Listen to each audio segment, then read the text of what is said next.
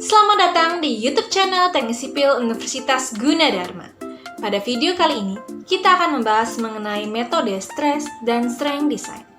Yuk, belajar! Nah, dalam merencanakan struktur baja, itu menggunakan dua filosofi perencanaan yang telah disepakati. Yang pertama adalah ASD, yang kedua adalah LFRD. Nah, ASD ini kepanjangan dari Allowable Stress Design menurut IASC tahun 1989. Nah, jadi AISC ini adalah lembaga gabungan dari pabrik baja dan perusahaan konstruksi baja, serta perorangan yang tertarik pada penelitian dan perencanaan struktur baja. Nah, jadi spesifikasi ini merupakan hasil gabungan dari para peneliti dan ahli teknis praktis. Kemudian, tahun 2005, ASD ini berubah konsep menjadi Allowable Strain Design. Nah, yang kedua, LFRD ini kepanjangan dari Load and Resistance Factor Design. Nah, pada video kali ini kita akan lebih membahas itu adalah tentang metode yang pertama, itu ASD. Nah, konsep Allowable Stress Design. Allowable Stress Design ini adalah suatu perencanaan yang menggunakan prinsip desain tegangan yang diizinkan. Artinya, tegangan yang timbul akibat beban kerja atau layan tidak boleh melampaui tegangan yang diizinkan. Nah, kita lihat di sini ada diagram tegangan-regangan. Jadi, tegangan izin ini ditentukan oleh peraturan bangunan atau spesifikasi untuk mendapatkan faktor keamanan terhadap tercapainya tegangan batas, seperti tegangan nilai minimum atau tegangan tekuk, atau disebut juga dengan buckling. Kita lihat dari diagram ini. Diagram ini kita melihat kalau diagram tegangan regangan itu terbagi menjadi beberapa kondisi. Ada kondisi elastis, plastis, dan kondisi tegangan putus. Nah, yang diarsir di daerah ini adalah kondisi tegangan elastis. Jadi, yang dimaksud dari ASD ini adalah konsep tegangan yang dihitung akibat beban kerja atau layan yang berada dalam kondisi batas plastis. Nah, jika tegangan izin pada metode ASD disesuaikan ke atas, bila kekuatan plastis merupakan batas yang sesungguhnya. Jika keadaan batas yang sesungguhnya adalah ketidakstabilan tekuk atau buckling, atau kelakuan lain yang mencegah pencapaian tegangan leleh awal, maka tegangan izin harus diturunkan. Kita lihat di sini harga tegangan dasar untuk BJ34 pada tegangan lelehnya itu adalah 210 MPa dan tegangan izinnya adalah 140 MPa. Kemudian untuk persamaan keamanan, kita lihat di sini ada faktor resistensi dikali dengan kekuatan nominal dibagi dengan faktor kelebihan beban harus sama dengan adalah beban itu sendiri. Nah, kita lihat juga di sini adalah momen lentur nominal dibagi dengan Fs atau faktor keamanan itu harus lebih besar atau sama dengan momen lentur. Nah, di sini ASD ini menyiratkan suatu tegangan elastis. Bila diasumsikan bahwa kekuatan nominal atau Mn tercapai pada saat tegangan serat terjauh yang merupakan tegangan leleh atau Fy. Nah, kita lihat di sini Fy per Fs harus lebih besar daripada Fb. Nah, Fb ini adalah Mc per I.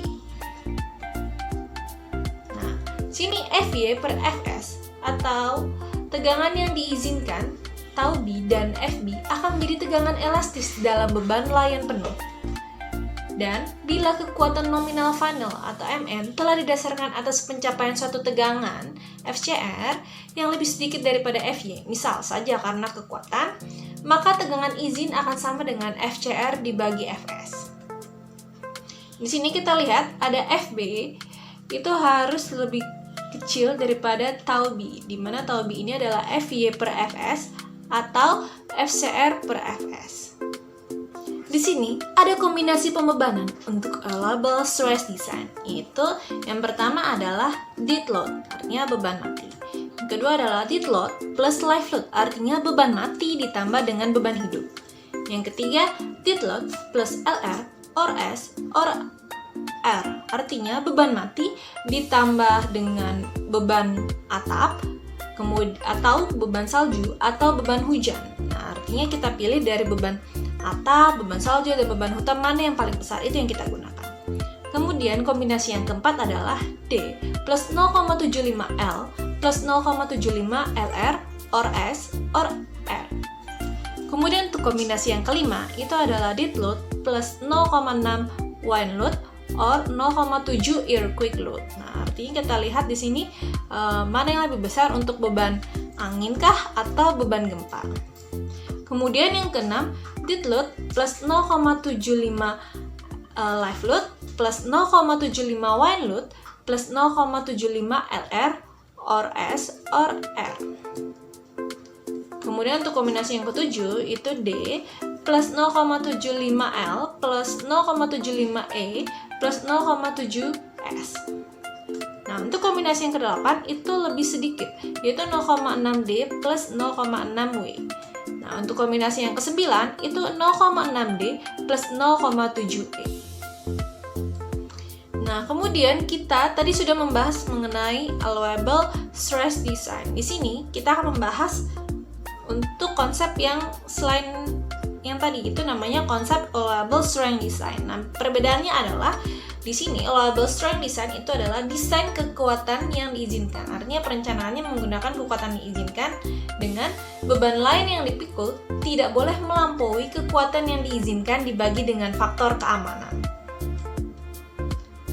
Kemudian persamaan kondisi batas untuk allowable strength design. Di sini kita lihat ada ilustrasi sebuah balok yang ditaruh di dua tumpuan, yaitu di tumpuan sebelah kiri adalah namanya tumpuan sendi dan di sebelah kanan adalah tumpuan roll dengan beban merata dan sepanjang balok dan beban terpusat. Nah, jika kita potong pada posisi dari A ke tengah, itu gaya ini akan menghasilkan gaya-gaya dalam. Itu yang pertama ada RA, itu artinya gaya reaksi dari tumpuan A.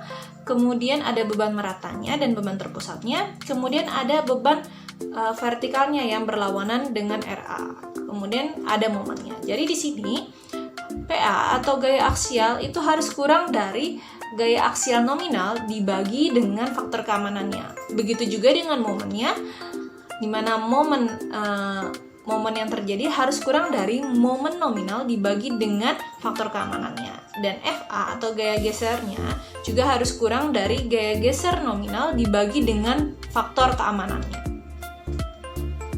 Nah, kemudian kita lihat dari diagram tegangan-regangan. Kita lihat di sini untuk garis merah, ini ada Rn per gamma. Ini merupakan kapasitas dari ASD. Kemudian kita lihat dari garis kuning. Nah, ini merupakan kapasitas dari LFRD. Kemudian kita lihat ada garis warna biru, ini merupakan tegangan putusnya. Nah, artinya ASD membandingkan tegangan aktual yang terjadi dari adanya beban dengan tegangan yang diizinkan atau allowable stress. Nah, tegangan izin yang dimaksud ada di bawah tegangan nilai atau FY material. Sehingga di metode ASD ini tidak dikenal adanya konsep perilaku inelastis atau kekuatan material pasca lele hingga mencapai titik ultimate. Kemudian ada kombinasi pembebanan untuk allowable strength design. Di sini ada 7 kombinasi. Yang pertama adalah 1,4 dead load. Ini berbeda dari allowable stress design yang hanya dead load saja. Sedangkan di sini harus dikali dengan 1,4. Kemudian untuk kombinasi yang kedua, ini ada 1,2 dead load ditambah 1,6 live load ditambah 0,5 dikali roof live load or snow load or rain load. Jadi dari beban atap atau beban salju atau beban hujan dipilih mana beban yang paling besar. Nah, di sini baru kita masuk ke kombinasi yang ketiga. Untuk kombinasi ketiga, di sini ada 1,2 dead load ditambah 1,6 LR or S or R dan L or 0,5 wind load. Nah, untuk kombinasi yang keempat, di sini ada 1,2 dead load ditambah wind load ditambah live load ditambah 0,5 LR or S or R. Nah, kemudian kita masuk ke kombinasi yang kelima. Di sini ada 1, dead load ditambah earthquake load ditambah live load ditambah 0,2 snow load. Kemudian untuk kombinasi yang keenam, di sini ada 0,9 dead load ditambah wind load. Dan untuk kombinasi yang ketujuh, di sini ada 0,9 dead load ditambah earthquake load. Nah, demikian video kali ini. Sampai jumpa di video selanjutnya. Bye!